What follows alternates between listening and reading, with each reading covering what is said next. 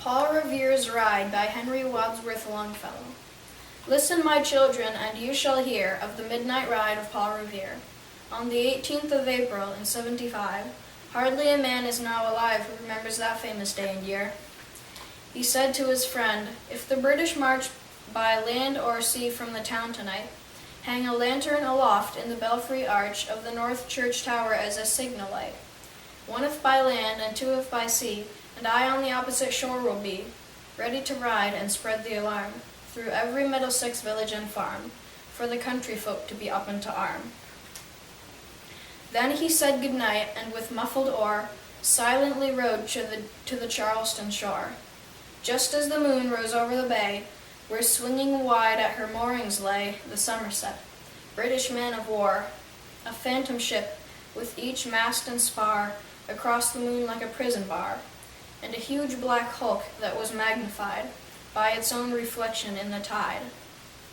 Meanwhile, his friend through alley and street wanders and watches with eager ears, till in the silence around him he hears the muster of men at the barrack door, the sound of arms and the tramp of feet, and the measured tread of the grenadiers marching down to their boats on the shore. Then he climbed to the tower of the old North Church by the wooden stairs with stealthy tread, to the belfry chamber overhead, and startled the pigeons from their perch on the sombre rafters that round him made masses and moving shapes of shade. By the trembling ladder, steep and tall, to the highest window in the wall, where he paused to listen and look down, a moment on the roofs of the town, and the moonlight flowing over all. Beneath in the churchyard lay the dead, in their night encampment on the hill, wrapped in silence so deep and still, that he could hear, like a sentinel's tread, the watchful night wind as it went, creeping along from tent to tent, and seeming to whisper all is well.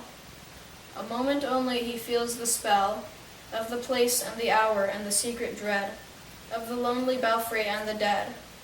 For suddenly all his thoughts are bent on a shadowy something far away, where the river widens to meet the bay, a line of black that bends and floats on the rising tide like a bridge of boats.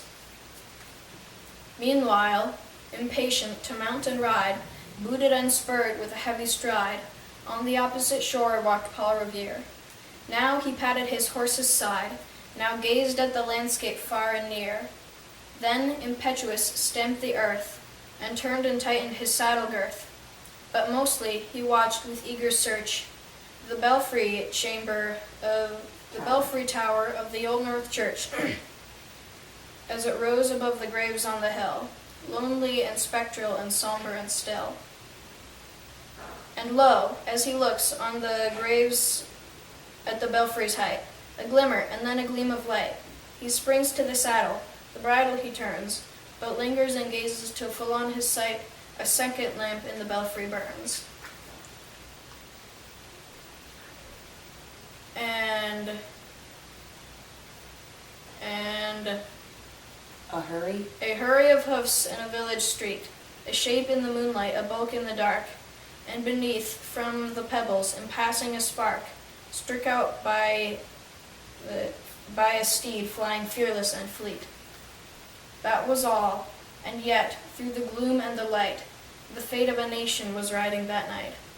And the spark struck out by that steed in his flight kindled the land into flame with its heat.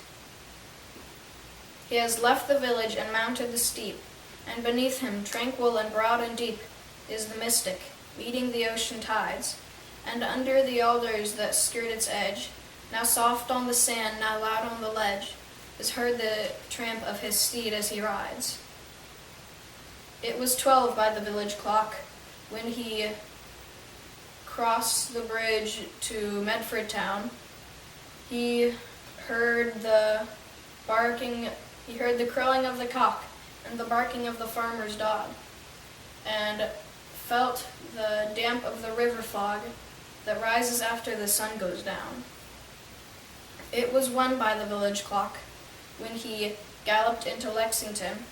He saw the gilded weathercock swim in the moonlight as he passed, and the meeting-house windows, blank and bare, gaze at him with a spectral glare, as if they already stood aghast at the bloody work they would look upon. It was 2 by the village clock when he came to the bridge in Concord town. He heard the bleating of the flock and the twitter of birds among the trees, and felt the breath of the morning breeze blowing over the meadows brown. And one was safe and asleep in his bed, who at the bridge would be first to fall, who that day would be lying dead, pierced by a British musket ball. You know the rest in the books you have read, how the British regulars fired and fled, how the farmers gave them ball for ball, from behind each fence and farmyard wall, chasing the redcoats down the lane, and crossing the fields to emerge again, under the trees at the turn of the road, and only pausing to fire and load.